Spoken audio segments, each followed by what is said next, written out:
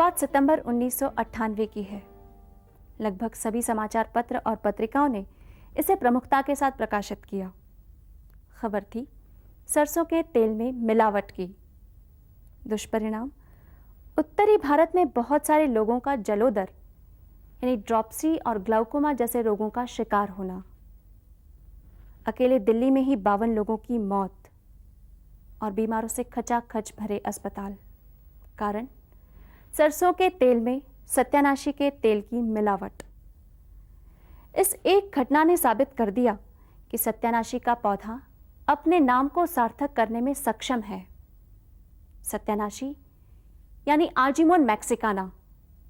क्या वास्तव में आर्जिमोन मैक्सिकाना के बीजों का तेल इतना जहरीला होता है? आखिर ये सत्यानाशी है क्या? इसकी वानस्पतिक संरचना क्या है? आइए देखते हैं। सत्यानाशी द्विबीजपत्री पौधों के पेपावरेसी कुल का पौधा है। इसका वानस्पतिक नाम आर्जिमोन मैक्सिकाना है। नाम से ही पता लगता है कि ये मैक्सिको अर्थात मध्य अमेरिका का मूल निवासी है। इसका पुष्प चाड़ी जैसा होता है, इसलिए इसे मैक्सिकन चाड़ी भी कहते हैं। 30 से 90 सेंटीमीटर ऊंचाई वाली ये बूटी कांटेदार होती है। तना, पत्ती और फल सभी कांटों से ढके रहते हैं, इसलिए इसे प्रिकली पॉपी भी कहा जाता है। सत्यानाशी के पत्ते 12 से 20 सेंटीमीटर लंबे तथा 2 से 4 सेंटीमीटर चौड़े होते हैं। पत्ते आधार पर तने को आधे तक घेरे रहते हैं। पत्ते कांटों से युक्त तथा कटे फटे होते हैं। कटे फटे पत्तों पर सफेद धारियां देखी जा सकती हैं। पौधे के विभिन्न भागों में पीला लेटेक्स पाया जाता है। इसमें सिंग्यूरिन नामक ग्लूकोसाइड होता है। यदि ये लेटेक्स त्वचा पर पड़ जाए तो छाले पड़ जाते हैं। पुष्प एकल पीले रंग के होते हैं। पुष्प का आकार चाड़ी यानी फनेल जैसा होता है, जो लगभग 5 सेंटीमीटर का घेरा बनाता है।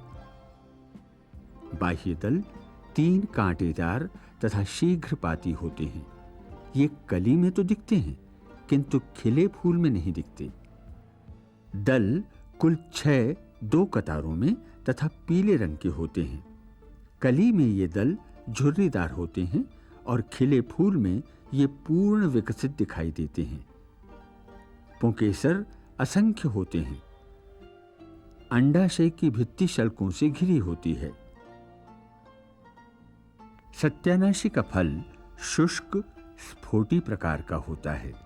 इसके फलों में असंख्य काले बीज भरे होते हैं, जो सरसों के बीजों जैसे दिखाई देते हैं। सत्यानाशी के बीजों में तेल होता है। तेल में गंधयुक्त पदार्थ सैंग्विनेरिन पाया जाता है। सरसों के तेल में तीखापन सिनिग्रीन नामक ग्लूकोसाइड के कारण होता है। सत्यानाशी और सरसों दोनों के तेलों की गंध और तीखापन समान होता है, इसलिए सत्यानाशी का तेल सरसों के तेल में मिलाने से मिलावट का पता नहीं चलता। सरसों के तेल में सत्यानाशी तेल की मिलावट का परिणाम न केवल स्वास्थ्य के लिए बल्कि जीवन के लिए भी घातक हो सकता है।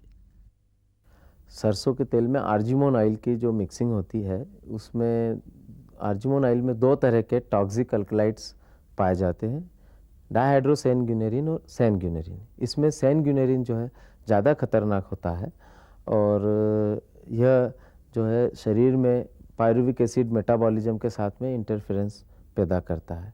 इस टॉक्सिक अल्कलाइड्स की अधिकता या उपस्थिति से एक रोग होता है जिसका नाम है एपिडेमिक ड्रॉप्सी। यह एपिडेमिक ड्रॉप्सी के जो लक्षण हैं, जैसे कि अचानक शरीर में सूजन आ जाना, श्वास का तेज हो जाना, धड़कन अनियमित हो जाना, अचानक पतले दस्त लगना, ये सब इस बीमारी के लक्षण हैं। सत्यानाशी तेल की केवल 0.1% मिलावट ही किसी को भी जलोदर यानी ड्रॉप्सी का मरीज बनाने के लिए पर्याप्त है, जबकि दिल्ली में हुए मिलावट कांड में सरसों के तेल के नमूनों में इसकी 30% तक मिलावट जैसी बात प्रकाश में आई।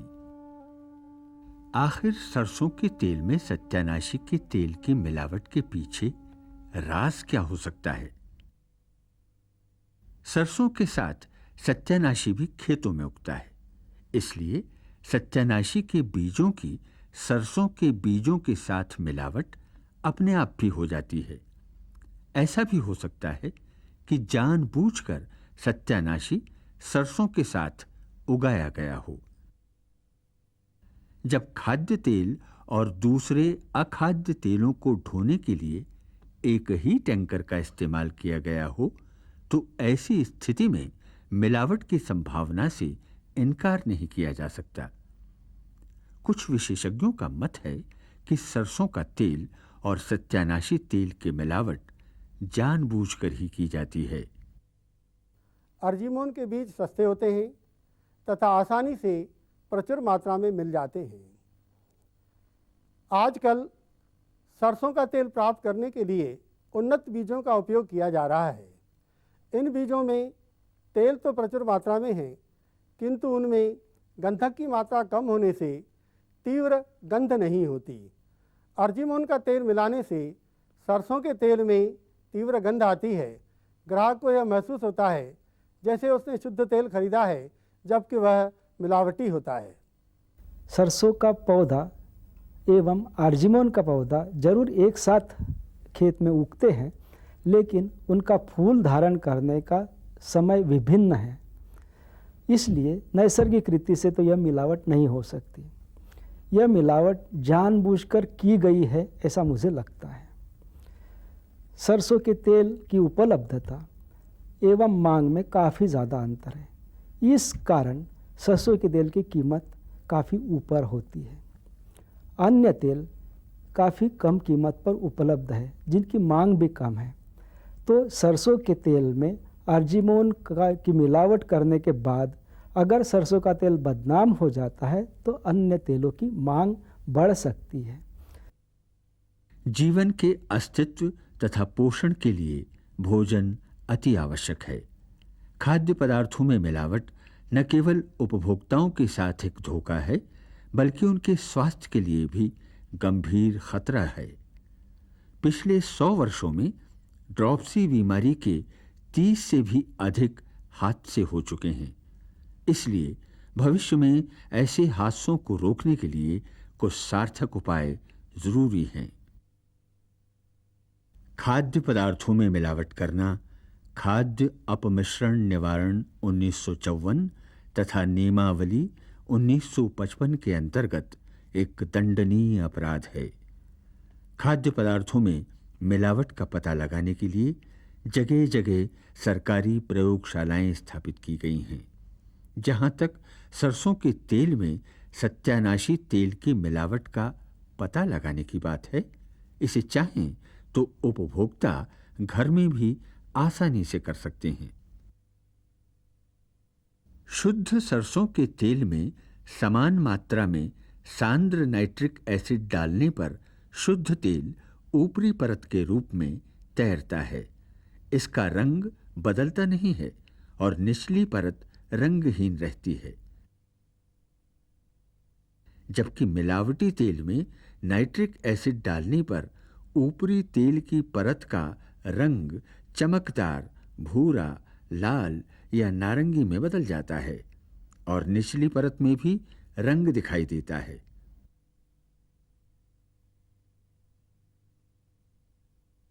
सरसों के तेल में सत्यानाशी तेल की उपस्थिति को जानने का एक और परीक्षण है। 3 मिलीलीटर सरसों के तेल में 1 मिलीलीटर सांद्र एसिटिक अम्ल मिलाते हैं।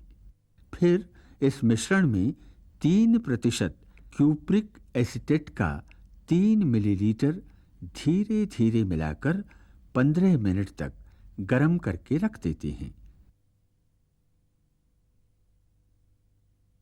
यदि इस घोल की निचली परत का रंग नीले से बदलकर हरा हो जाए, तब सरसों के तेल में सत्यानाशी तेल के मिलावट का प्रमाण प्राप्त होता है। खाद्य वस्तुओं में मिलावट अन्य बहुत सारी समस्याओं को जन्म देती है। जैसे दिल्ली की इस घटना के बाद सरकार ने सरसों तेल के कई ब्रांड्स पर प्रतिबंध लगाया। कुछ तेल उत्पादकों को गिरफ्तार किया गया और मिलावटी सरसों तेल को जब्त कर लिया गया। पर सबसे बड़ी समस्या सामने ये आई कि इस मिलावटी सरसों तेल को आखिर फेंका कहाँ जाए। समुचित प्रबंध के अभाव में मिलावटी पदार्थों द्वारा प्रदूषण फैलाने की संभावनाएं भी बनी रहती हैं। यदि सरसों के बीजों के साथ सत्यानाशी के बीजों की मिलावट करके संयुक्त रूप से उनका तेल निकाला जाता है, तो केवल तेल ही घातक नहीं होता, बल्कि इससे प्राप्त खली भी घातक हो सकती है, जिसे हम पशुओं को खिलाते हैं। कभी-कभी मानवीय गलतियों और स्वार्थों के चलते प्रकृति के मूक और निर्दोष घटक पेड़ पौधे भी बदनाम हो जाते हैं। उनमें पाई गई एक कमी उनके सारे गुणों पर पर्दा ढक देती है। ऐसी ही बात सत्यानाशी पौधे के साथ भी हुई। सत्यानाशी का पौधा लाभदायक भी है।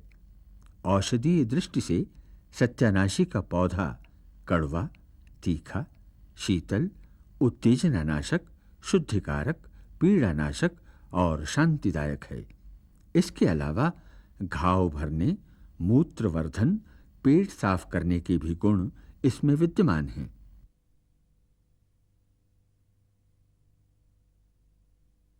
सत्यानाशी में औषधीय महत्व के कुछ दुर्लभ एल्केलाइड्स पाए जाते हैं, जैसे बर्बेरीन, कोप्टिसिन, एलोक्रिप्टोपाइन, सेंग्यूनेरिन, चेलेरिथीन, प्रोटोपाइन, ड्राई हाइड्रोसेंग्यूनेरिन, ड्राई हाइड्रोचेलेरिथीन आदि।